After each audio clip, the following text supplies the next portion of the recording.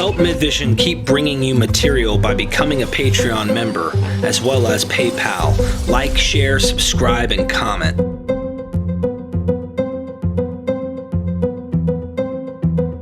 Join the Patreon to get early access to videos and check out the website.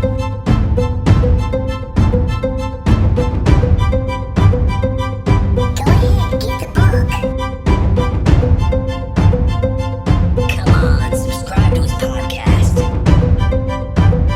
We are MythVision. Welcome back to the show, MythVision Podcast. Your host, Derek Lambert. We're going right into early Mormonism. Joseph Smith, the craziest story you will ever hear from two wonderful, brilliant men on this topic. We have David Fitzgerald, author of The Complete Heretic's Guide and Mormonism, if I'm not mistaken. Is it the same book? Is it one text? Complete Heretic's Guide to Western Religion is the series. Book one is The Mormons. Yes, I have that down in the description. So everybody needs to go down there, get this book. He's written on this, and Bryce Blankenagle's actually read this back in the day. We're influenced by a lot of this stuff, but you've gone and got your like 5th, 6th degree black belt, and you're the host of Naked Mormonism podcast.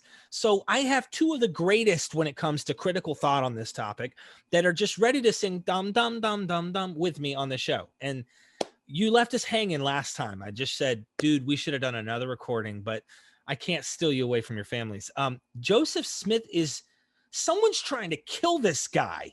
I mean, you have his, what later becomes his prophet, if you will, one of the guys who follows him, predecessors of Joseph Smith, comes on the scene and he says, listen, man, watch your back. They're wanting to kill you. They're planning, they're plotting. Someone's trying to assassinate you. Watch your back. And mind you, heck? Here they're talking about members of their own church saying this. Yeah. The leadership, the highest leadership body of the church. Yeah. Bryce, What do we do from here? Talk to me, bro. We gotta talk about a few primary figures in all of this, right? And Brigham Young is obviously one of them. Brigham Young is somebody who joined the church, and he made himself valuable to Joseph Smith during the first military campaign, Zion's Camp, that we talked about last episode. Brigham Young is increasingly making himself more valuable to Joseph Smith because he's a good businessman. He's a guy who doesn't like to be in the limelight, just wants to be on the edge of it while making everything on the back end run like a well-oiled machine, in spite of the fact that Joseph Smith is a terrible businessman. Right. So Brigham Young is becoming more and more influential in the church and more prominent, and Joseph Smith is beginning to listen to him more, which is really going to help quite a bit during the Missouri Mormon War, which I hope we're going to get around to at some point here. Yes, Missouri Mormon War. You don't learn about that in American history books. So Brigham Young is one of these figures, but Joseph also has a few friends who are his dark and sully kind of figures. We have Dr. Samson Avard and Porter Rockwell. And, you know, I for Naked Mormonism, it's kind of divisive, but I've made up nicknames for a lot of these prominent figures in the church because it's so much easier to remember a nickname of somebody, right? So if I ask somebody, you know, what's the difference between William McClellan, William Phelps, and William Smith?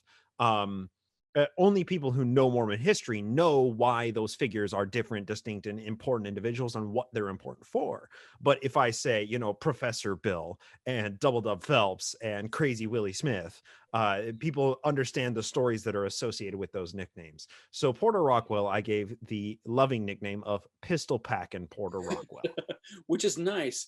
I always thought of him as Chewbacca if he got rabies. Beautiful, absolutely. So I'm going to put up on the screen a picture of Porter Rockwell because he's somebody who, you know, you see an image of him and you're like, well, of course this is one of Joe's gunmen. So here he is. This is our man, Orrin Pistol Pack and Porter Rockwell. Now this guy was actually a childhood friend of Joseph Smith's. He was, I believe, 6 years younger than Joe. And he was the youngest member to be baptized into the church at the very beginning, the foundations of the church, April 6th, 1830. This is Porter Rockwell. And this is a guy who would go on to be an infamous and terrifying figure. And you can see here a different picture of him that I'm going to bring up, because this is, you see his hair is cut right here, right? Yeah. Well, in the future, Porter Rockwell gets captured, and he returns after being captured for the space of like 17 months. He returns to Nauvoo, and there's a brawl in the bar of Joseph Smith's Nauvoo mansion. Yeah, Joseph Smith ran a bar out of his mansion. And Joe thought that it was a Missourian who came in and was roughing up some of the Mormons down there. And he went down to find out what what was going on. And it turns out this guy, Porter Rockwell, had returned, a triumphant return. And at that point, Joseph Smith gave him a prophecy that if he never cuts his hair, that no blade nor bullet can harm him, which ended up being one of Joseph's few true prophecies. Exactly. So this is him later in life here. Exactly. And that's a riff on the Samson vow, the Nazarite vow that Samson goes. So there's a very strong biblical precedent for it. Yes. This is very important for everyone watching to understand why I say go in the description and check these guys out. I'm only going to plug this one more time. I have to say this up front. You guys really need to check out the Naked Mormonism podcast and David Fitzgerald's book. There's so much more detail to this than what we're doing. So with that being said, please tell me more about the crazy prophecies and stuff. Keep going. Can I put in one quick plug before we continue our yes. I don't know how many of you know, and I can't remember if we said this during the show or before the show, but I've written a science fiction time travel trilogy as well with my wife, Dana. And one of the characters in book 3 is Porter Rockwell. Ooh. Yeah, yes. He does look rough. I mean, I'm not going to lie, dude. That dude looks like he's taken a few lives. Like, he just looks like it. Yeah. You just look at those eyes, those ice blue death eyes. Yeah, exactly. Exactly. And we have, I mean, and the stories of Porter Rockwell's exploits and him strong arming people and him just being generally a bastard are replete throughout Mormon history, especially in the Utah era, which we're not going to really get much into in this series because there's just so much that we have to cover still. But he's Joe's gunman. He's one of Joe's shadow enforcers. Later on, we're going to discuss Porter Rockwell more as we come up, as well as Porter and Joe's friend, Dr. Samson Avard. And Dr. Samson Avard is yet another one of these kind of Sully kind of figures who is much more given to the concept of whatever in life will get me ahead. That's what I'm going to believe in.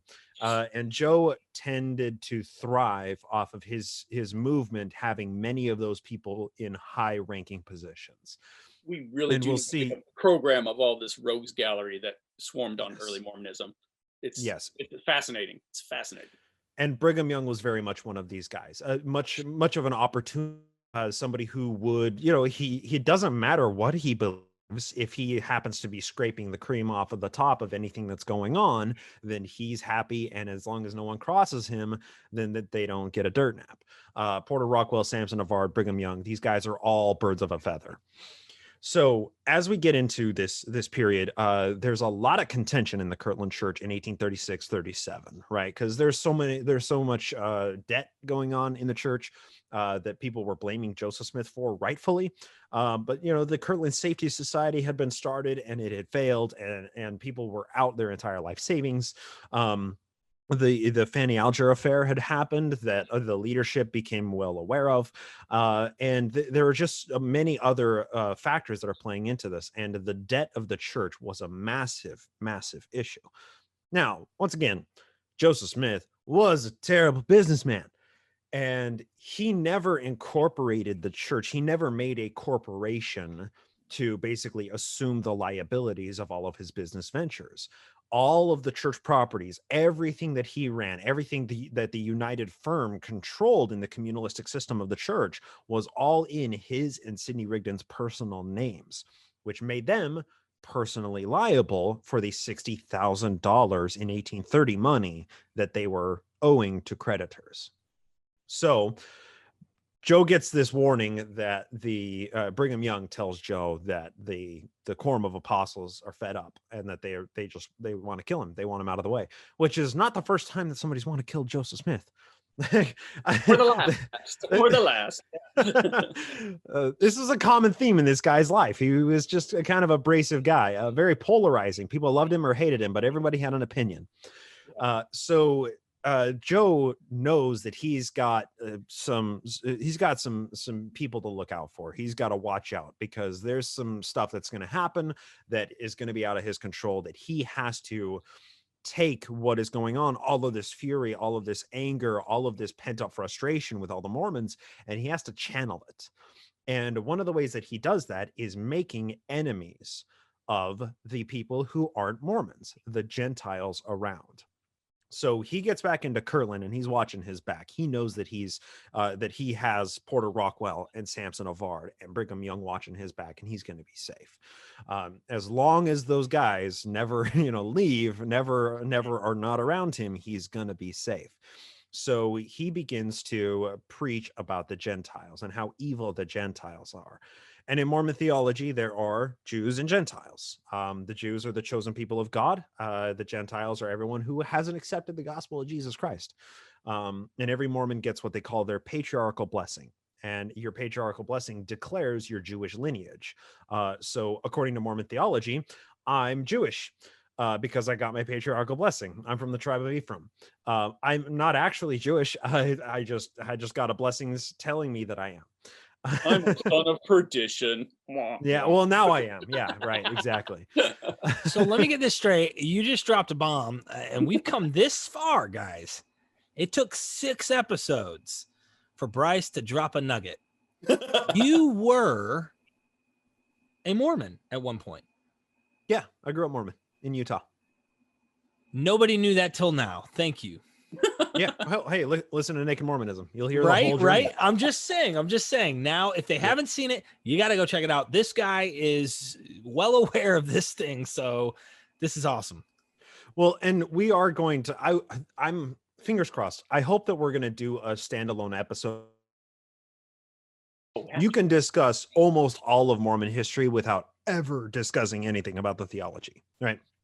Some aspects require discussions of the theology, like polygamy, like the endowment and the Masonic ceremonies and stuff like that, right? So some of those things require a little dabbling into the theology of Mormonism, but standalone, I think it would be really fun to do one of these series episodes, maybe near the end or something, where we can go through kind of the totality and the evolution of Joseph Smith's Mormonism and how it's kind of changed and evolved and adapted into modern day practice. Anyway, so yes, grew up Mormon in Utah. David, you didn't though. I did not. In fact, it's ironic. I was raised Southern Baptist and then I became an atheist. And Mormonism is one of the few things my atheist brain and my Southern Baptist brain can agree on, is that, well, the Mormons are full of crap. We know that. So when I was a little kid, I was an apologetic for Christianity, but I was a tough skeptic on every other religion, like Jehovah's Witnesses and Mormons. And right. They're all satanic. They're all satanic counterfeits of real Christianity. In fact, maybe we should do an episode on our deconversion process, because that's very interesting.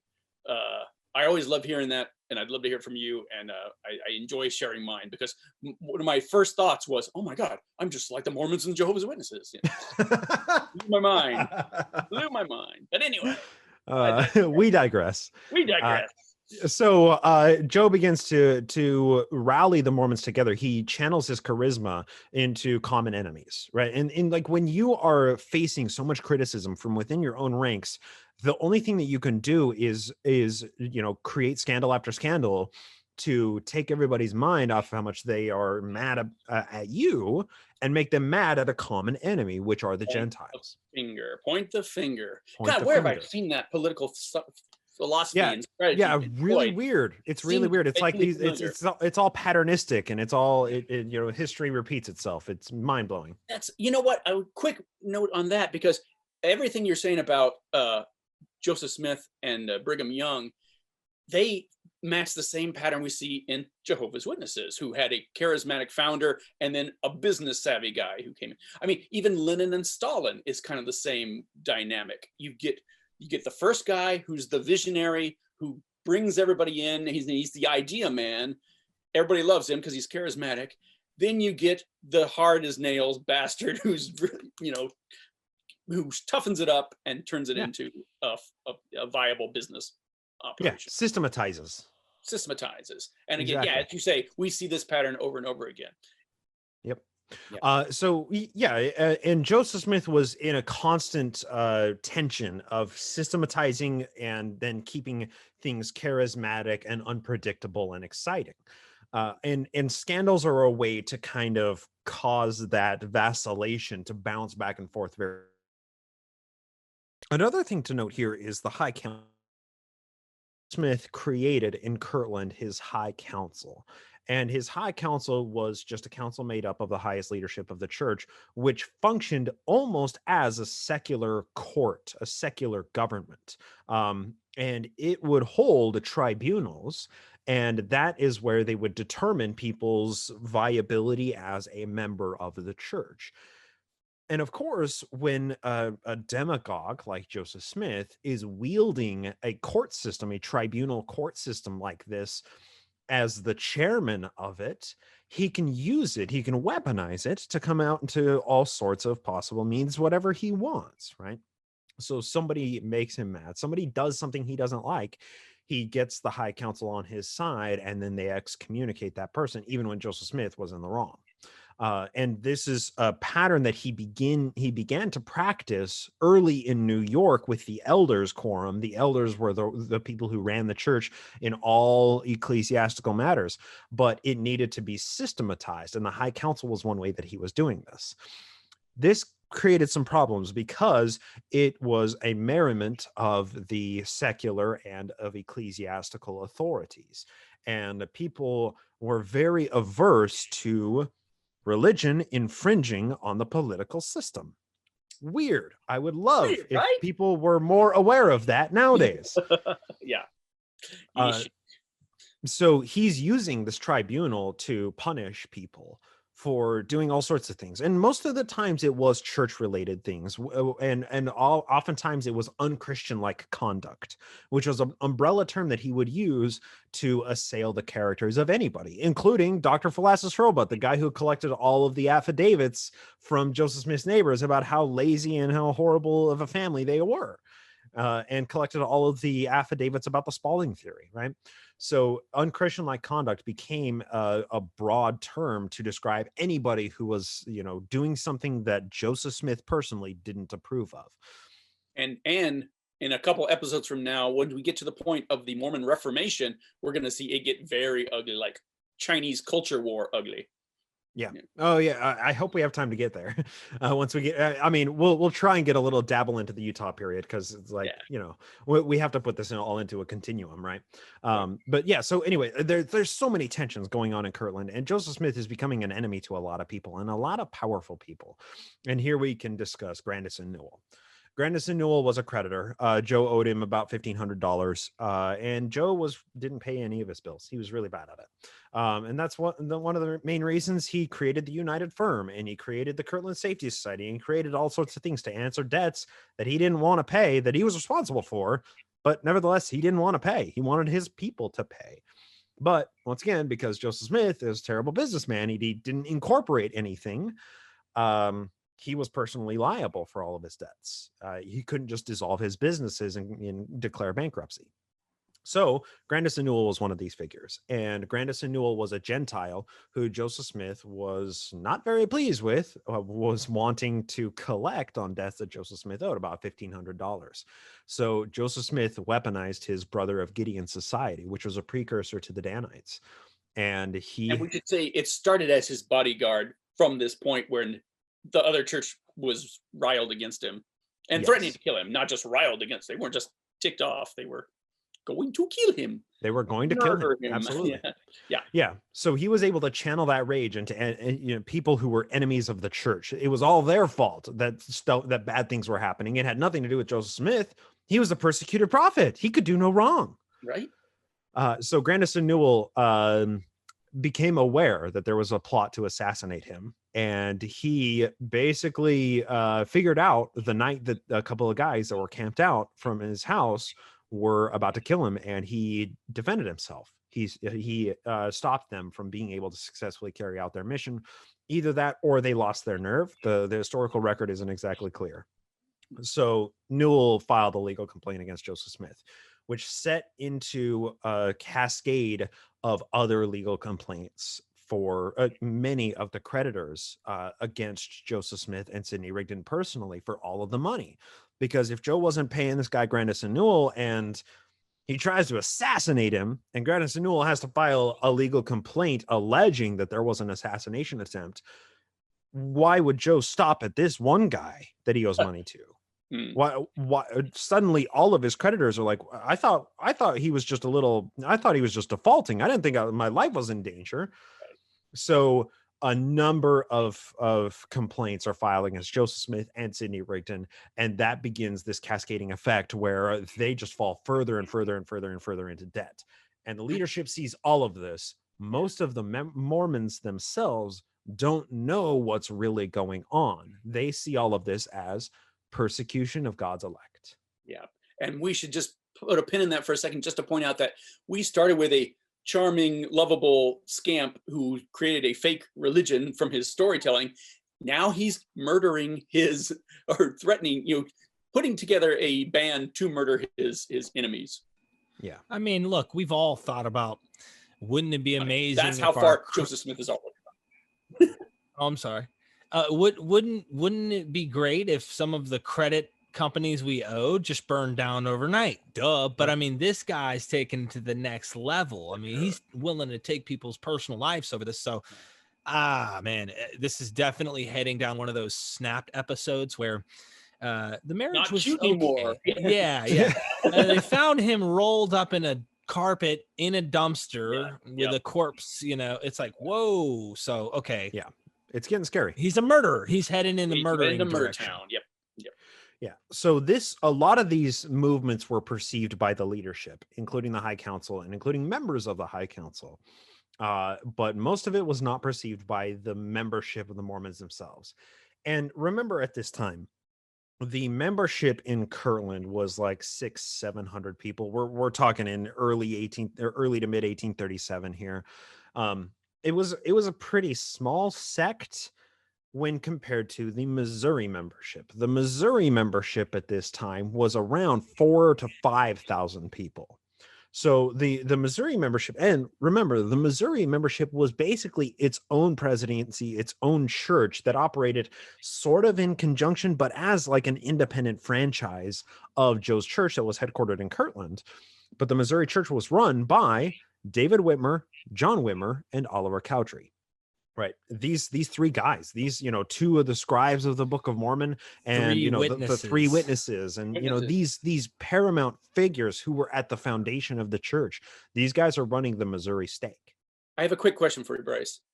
We mentioned last time earlier that the Kirtland area, the Mormons there were just barely making it. They were all living in shanties. Everything they went to the temple.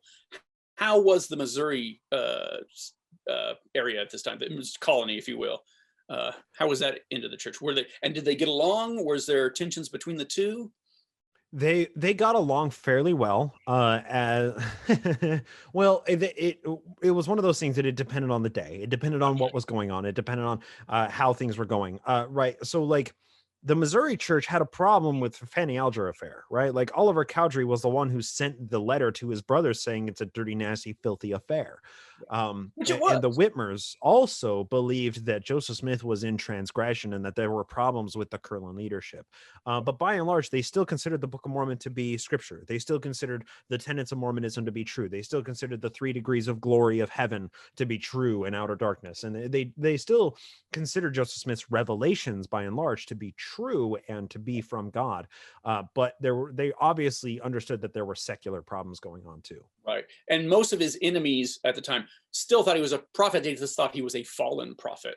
Exactly. And that's where David Whitmer characterizes it. Quick question. Was the Missouri church as well off or were they just as put upon as the? No, they were all destitute. There were very few wealthy Mormons. The rest of them were very destitute. And remember, most of that was a result of Joseph Smith giving a revelation to his saints to move out to Missouri and settle there, because they could just squat on land. Here's a title. Here's a deed. Right. I lost you for a second there. They could just squat what? They could just squat on the land and put up a fence and a log cabin, and then the government would give them the deed to the land, right? So the Mormons didn't move out to Missouri with much. Right. And it was basically a North Korea situation for them. They were just scraping by just to survive and to build up the nice temple there. And Exactly. That's where the energy went. So, yeah, it's no wonder they didn't really know what was happening in the upper echelons of their own leadership. Yeah, and it's 1,000 miles away too, right? They don't true. have email, right? So the feelings, the sentiments, what was going on in Kirtland, very little of it actually filtered all the way back to Missouri. And what was going on in Missouri as well, very little of the true events of what was going on were filtering back accurately to the Kirtland leadership. So it caused them to act rashly. For example, when the Mormons were kicked out of Jackson County and Joe tried to march 1,000 soldiers to Missouri, and it being 200 guys, and part of them died of cholera, and then it was just a big fustercluck, right? It caused the Kirtland leadership to act rashly and irrationally, because they didn't have accurate information either, which made it more important that the Missouri church operate as an independent franchise. And the Kirtland church to operate as an independent franchise.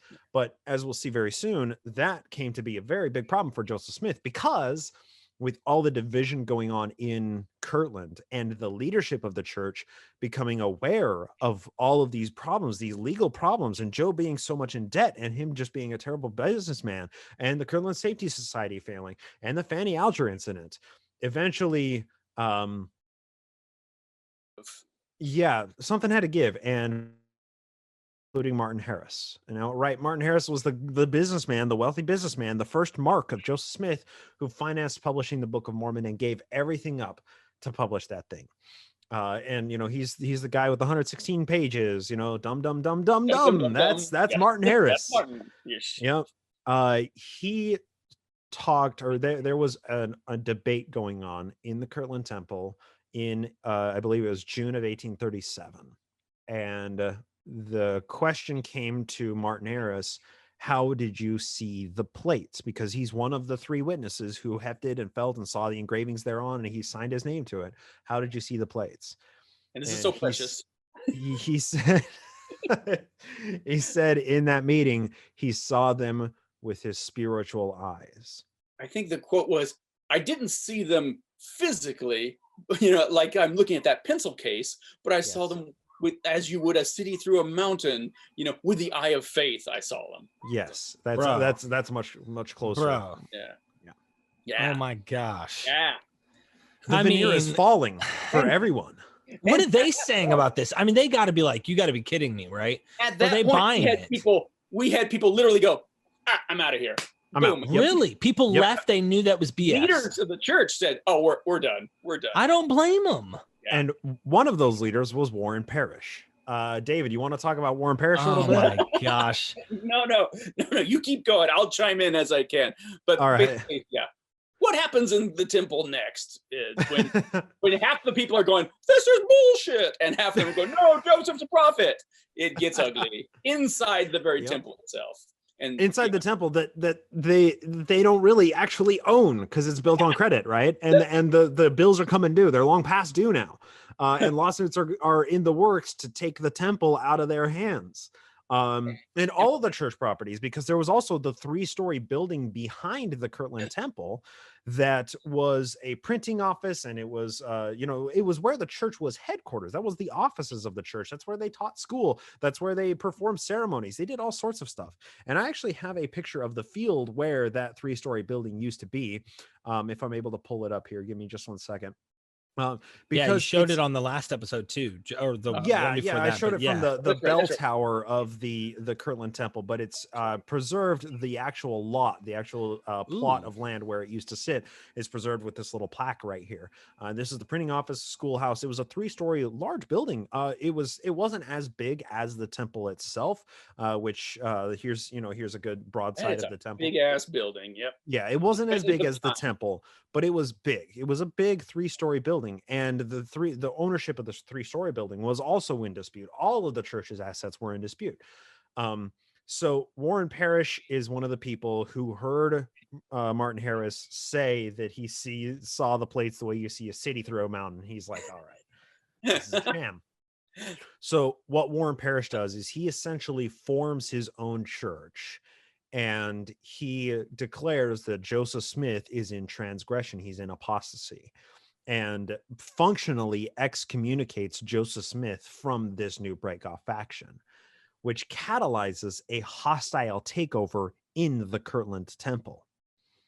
Literally in the temple. They are brawling in the temple. Yes, the Parishites came in brandishing pistols and Bowie knives, and a huge brawl broke out among, I think it was close to 100 men. I think it was like 35 men or something were actually legally indicted from all of this, but an actual literal fist fight broke out in the temple. Some people got stabbed and cut up with their Bowie knives. Some pistols went off. Nobody actually got shot, but there was a hostile takeover of the Kirtland Temple by the Parishites.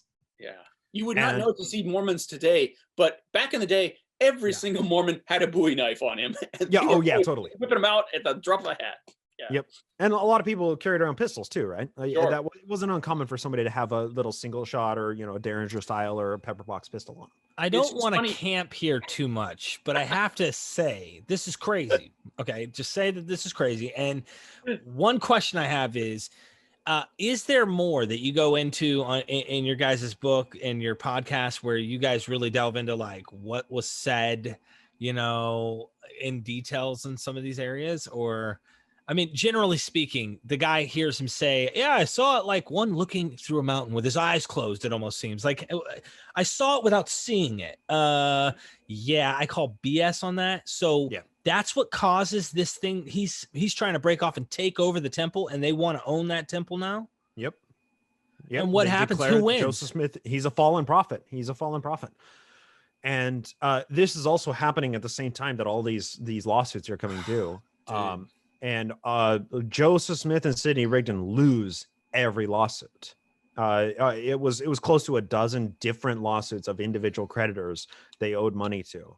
And the 3-story printing office behind the Kirtland Temple, it is given over to the creditors. I forget the name of the specific creditor, but one of the people who Joe owed like $2,000 to was legally handed title to that 3-story printing office and school building and everything.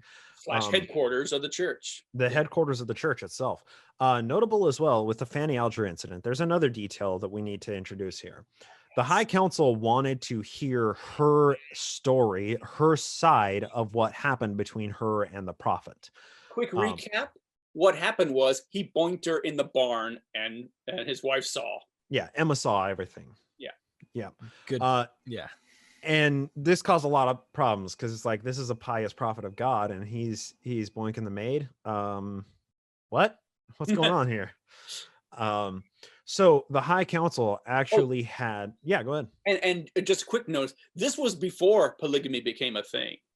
Years later, they would retroactively say, oh, well, she was his first multiple, wife. I can predict that what's going to happen, David, and you're making a good point, is he keeps boinking people. Exactly. And it's like, look, man, obviously I'm doing this as a prophet of God. It must be true that all these chicks are mine. So we got to make this thing of God, it kills me because he hasn't quite reached that point yet. So at first it's just, a Tammy Faye Baker, Jim Baker situation where it's another evangelical leader in a sex scandal. Only retroactively will it get cleaned up and prettified.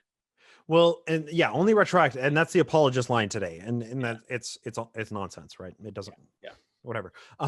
So the High Council actually locked her in the bell tower of the Kirtland Temple, awaiting her testimony to bring the council and to bring men from the Missouri church in to sit and chair on the High Council to hear her testimony against the prophet. Now, I can't imagine what this was like for her, right? She's 16 years old. She's the maid of the Smiths, living in the Smith home. She's a beautiful unmarried girl of marriage age, and suddenly the whole town is talking about how she and Joseph Smith, how she seduced the prophet, or whatever the case is, right? And it comes down to like, it had to be. Yeah, and it's just a huge. It's just she became the victim of character assassination, and part of this, a lot of the problem with this was Emma and her were very good friends. Emma was basically a mother figure to Fanny because she was an orphan.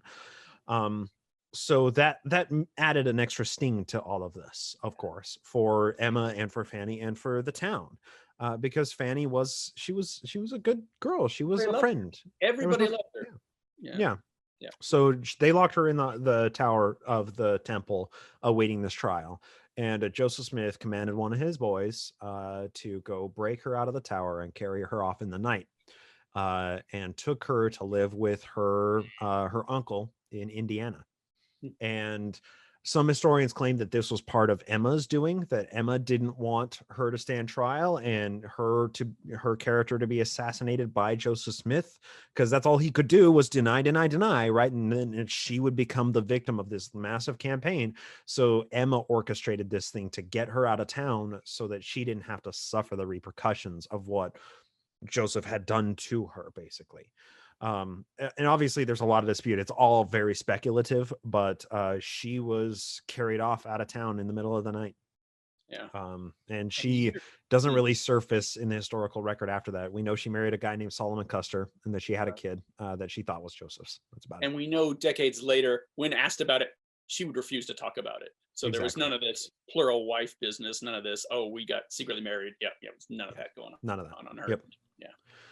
Yeah, so that was also going on at this time, right? So add scandal on top of scandal on top of scandal on top of scandal. Then there's the fight in the Kirtland Temple, and legal complaints are filed everywhere, every which way. Joseph Smith is trying to travel around to locations around Kirtland to basically sell the propagandized version, sell his narrative of what's going on with his own history to create the divine calling of it. Save the brand! Save the brand! Yeah, well, and this is when we begin to see people begin to reiterate his first vision story. This is when it actually enters the public consciousness that there is the priesthood, that Peter, James, and John appeared and gave them the Aaronic and Melchizedek priesthood, that Joseph Smith was visited by an angel in 1820 in the Grove, and that God and Jesus personally appeared to him in a pillar of light. This is when these stories begin to systematize, and they become the propaganda that they are given as truth and understood as truth by millions of Mormons today. But it's in the context of all of this going on that these lies were fabricated. Notable as well, another mass problem with the church was the Spalding problem. The Spalding theory was gaining so much traction, right? Eberhau's book had been out. It was published at the very end of 1834. And let's back up just a smidge, Bryce. Let's back up just a smidge and tell them what we're talking about. So in a nutshell, this book, Mormonism Unveiled, came out. First, he declares that, oh, well, this book is just a ripoff of this book that was stolen by either Sidney Rigdon or Oliver Cowdery, depending on which version of the theory you're hearing, from this particular printer, guy named Samuel Spalding. Solomon Spalding, a reverend, wrote this book that was just like the Book of Mormon, was a romance of ancient people coming to America, ancient white people coming to America. And and according to him, this was all a ripoff of this other guy's book. And we could spend a whole episode talking about that. We probably will down the line. I'd like that. But whether that's true or not, I mean, the fact of it, the matter is, the idea that ancient peoples came to America was in the zeitgeist then. I mean, one of Joseph's first thing was he talked about, that gold Bible they found in Canada So there were these notions about lost manuscripts and recovered accounts of ancient Romans or Phoenicians or Hebrews, the lost tribes of Israel, coming to America and building all these mounds, because clearly the Indians could never have built these Indian mountains, So anyway, so that was a theory that they were dealing with, and actually the church up to some point is still dealing with that. Yeah. Well, I'm getting a reflected signal. All right, now it's gone. Cut that out, Derek. Yeah, I would love to talk Spalding, do an episode on Spalding. But regardless of whether or not the Spalding theory is true, it was in the public consciousness that it might be true, that the whole Book of Mormon itself was just stolen from a dead guy. And that was causing a lot of problems as well, because Dr. Philastus Hurlbut was preaching around the country, telling people about his findings, about his discoveries, about all of his research, and showing, some people claimed, showing a manuscript, an original draft of manuscript found that read exactly like the Book of Mormon. So a lot of people across the nation were learning that this whole, the Mormon fanaticism was predicated on a book that was stolen. It was plagiarized. Yeah. So that was causing a lot of problems and a lot of questions. And Joe was trying to travel around and send his apostles traveling around to tell his propagandized story. And the story that every Mormon knows today was crafted, it was created in this context, in this time when there was so much dissent, so much disagreement going on in the church. So eventually all of this catalyzes, all of this turns into just a massive ball of chaos, and Joe completely loses control of his Kirtland church. And the 3-story building going into the hands of one of his creditors was the final straw. That was it. And he realized he had to get out of town, or he was going to go to jail, or he was going to be assassinated, or something worse might happen. So he and Sidney Rigdon, they gather their things, they gather their families, and Joe tells his quorum of apostles that we need to get out. We got to get to Missouri. But before he does that, he instructs his friend Lyman R. Sherman, another one of these Sully figures, to burn down the printing office. And he does. Joseph Smith and Emma Smith, Sidney and Phoebe Rigdon, Brigham Young, I can't remember if he was married at this time, Heber Kimball, on most of the Quorum of Apostles, they flee Kirtland in the middle of the night in late 1837, while the printing office, 3-story building that held all of the records of the church, that held all the paperwork, that had all of the evidence of Joe's financial wrongdoings, it was on fire behind him. They didn't have shredders, they had arson. They had arson. That fire almost took the Kirtland Temple with it. The Mormons were able to put out the fire before it took down the temple as well, because that would have just been a tragedy, right? Like, the temple is so cool and it stands to this day. It's an amazing artifact to see and to consider that it was built in the 1830s. When you tour it, when you see the glass, when you see everything that they've done to keep that building from falling down, it's amazing. It would have been a travesty to lose that building. So they were able to put it out before the building caught. But that 3-story building, it burned to the ground. There was no saving it. So Lyman R. Sherman burned it, and he himself also fled to Missouri. I feel like this is a good part to stop, because we're right on the cusp of what's coming. How are we doing on time there? We've got 15 to 18 minutes left, guys. I don't know if we should pause yet. Look, I was going to ask you something. This is important. You brought me into the drama of this chick that he's boinking, and they run her off. There are people coming from out of state to hear her testimony. She's no longer here. What are the murmurs going on? Like, dude, someone snuck her off because they knew he was going to get caught. And there are people already, he's guilty before proven innocent. Is there a lot of talk going on? And they're going, yeah, there's something fishy here. We know for a fact she was here the other day. Why would she run out of town? Or do they play the story that, well, she didn't want to face it because she was guilty? Like, how does this work? Is there a split in the sect going on here right now? I imagine there was a whole spectrum of talk about what really happened and what to do about it. Well, this is also the exact time when Oliver Cowdery wrote that letter to his brother Warren in January 1838 and said that it was a dirty, nasty, filthy affair. This is the exact time when he learned that she had been, taken off in the middle of the night and taken away from Kirtland so that the High Council couldn't hear her testimony. That's when he wrote that letter to his brother. Right. So it's clear the highest ranks of church leadership clearly understood what happened. They knew Joseph Smith more than the rest of the Mormons did.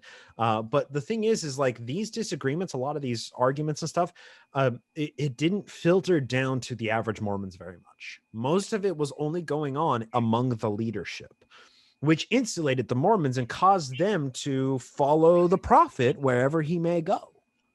Super quick question. So what happened to the Perishites after the rumble in the temple?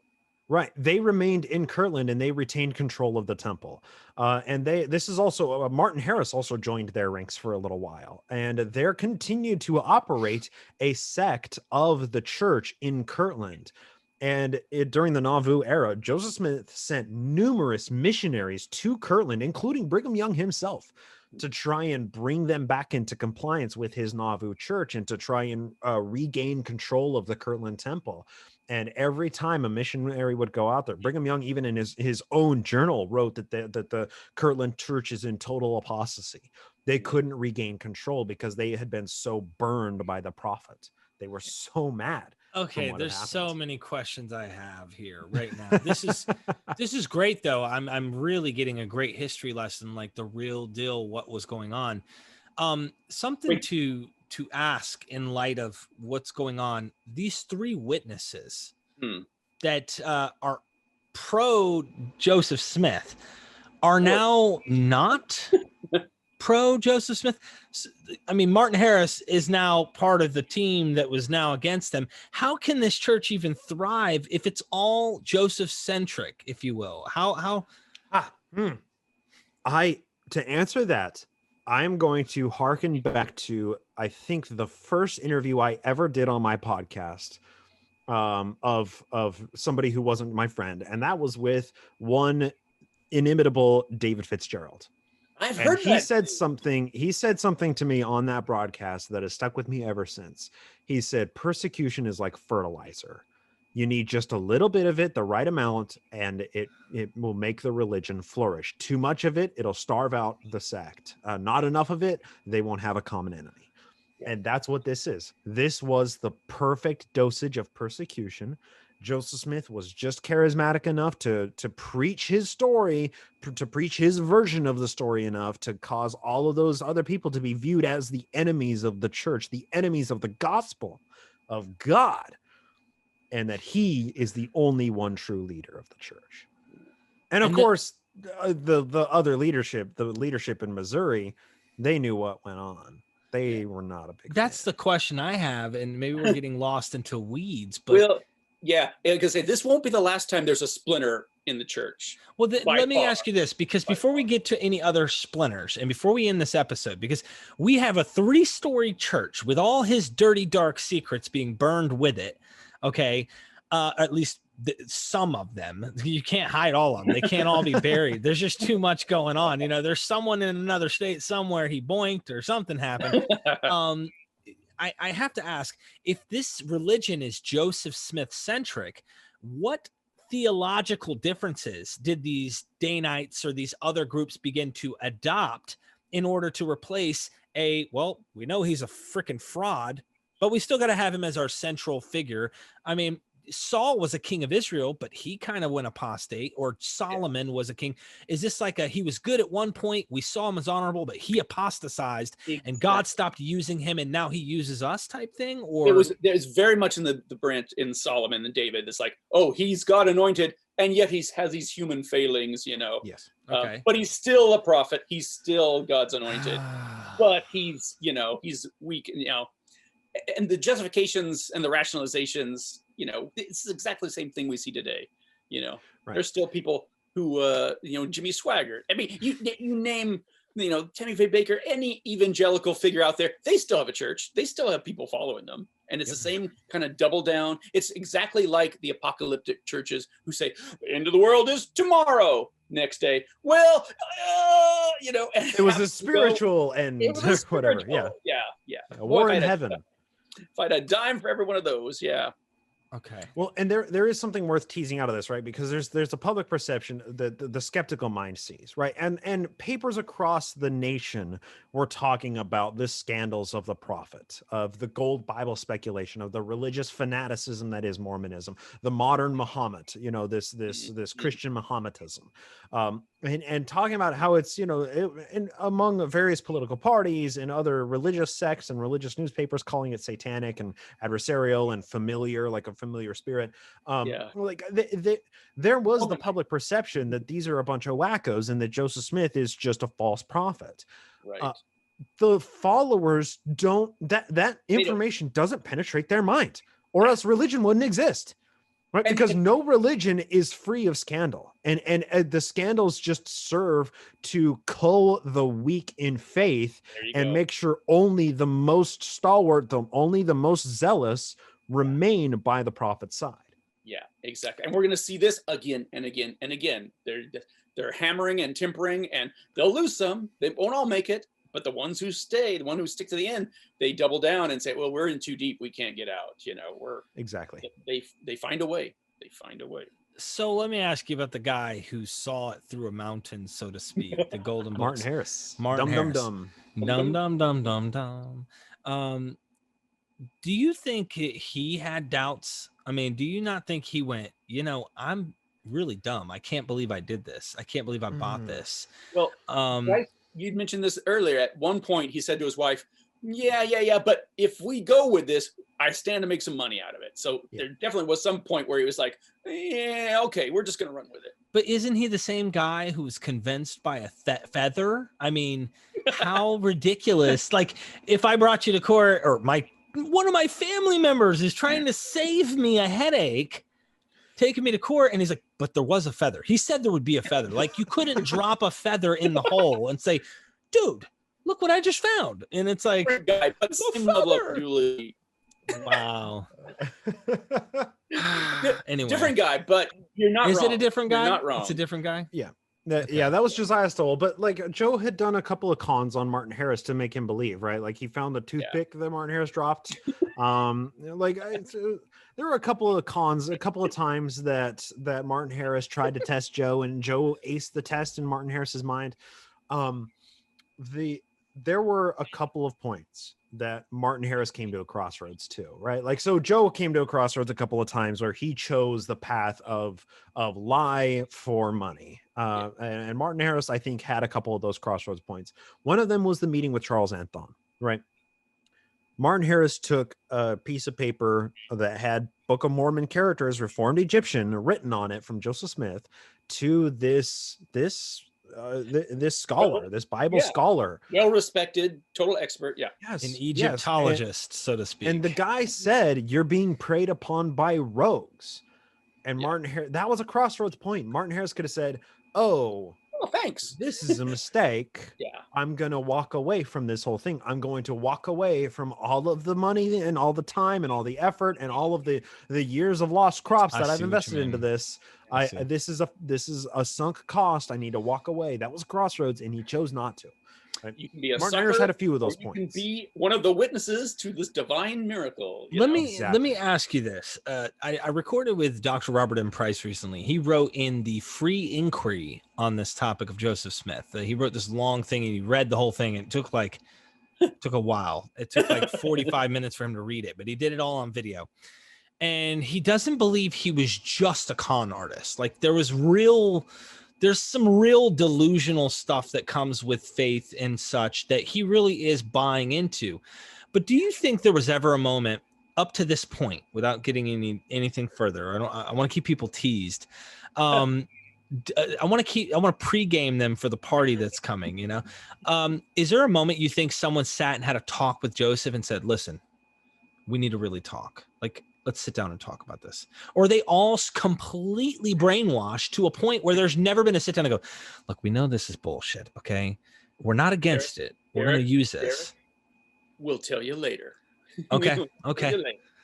Okay. You hear that? Do you hear that? You better watch this series, man. You don't want to miss it. So get ready. And I'll also let's add a little more depth to this cliff that we're going to hang off of to end this episode, right?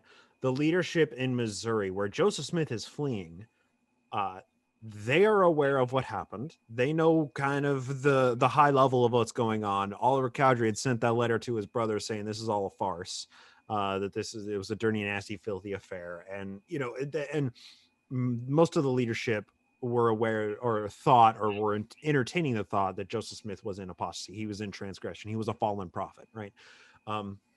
Later on in David Whitmer's life, he wrote basically a memoir. He titled it An Address to All Believers in Christ. And it was a 2-part pamphlet, basically 80 something pages, an address to all believers in Christ and an address to all believers in the Book of Mormon.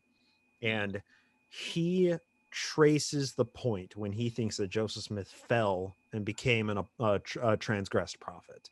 And that is when Joe changed the name of the church from Church of Christ to Church of the Latter-day Saints. That happened in 1834 before Joe's first military expedition, Zion's Camp. What is happening right now is 4 years after that, and David Whitmer is still running the Missouri church. Joseph Smith needs to wrest control of the Missouri church from the leadership there because they believe he's in transgression. But he wants to retain control of the Missouri church that is larger than his Kirtland church that he just abandoned. So that creates a vicious power struggle that ends in death threats. He either gets the Missouri church and has no church at all because he doesn't have Kirtland anymore. Yep. So now he has no Kirtland.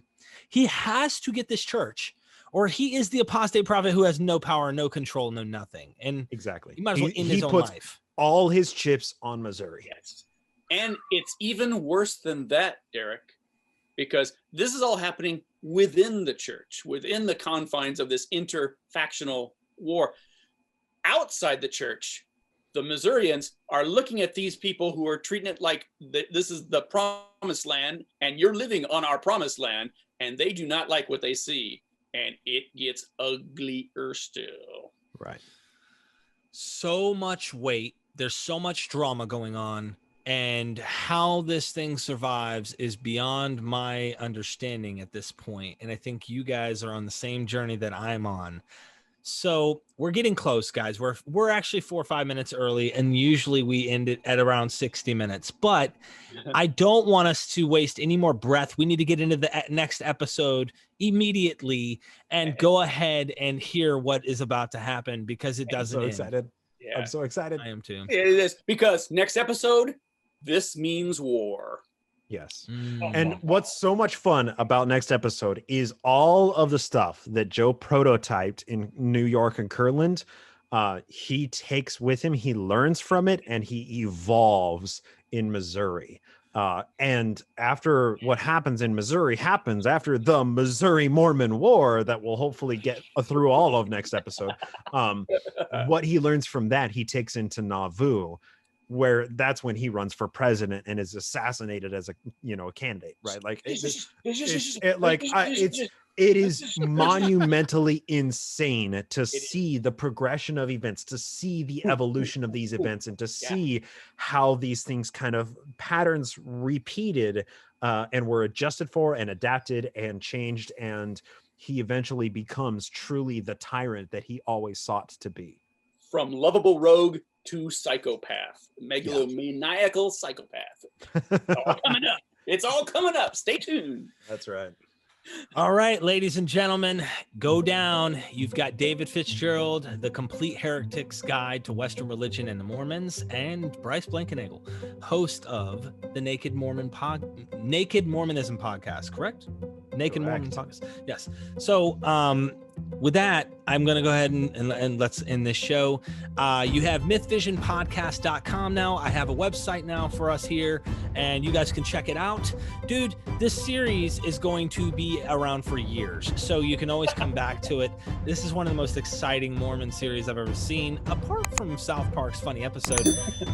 You guys really get to get into the real details here, though. This is serious. I mean, as much as we laugh and it's a joke, it shows you what cults and religion and this kind of mentality and dogmatism, we really need to get past this, is my opinion. It affects everything, and we need to try and stamp it out, if you will, get rid of this so that we can start to progressively think as humans and not allow this kind of thing to permeate politically and in many other areas in our worldviews, if you will. And so with that being said, thank you guys for joining me.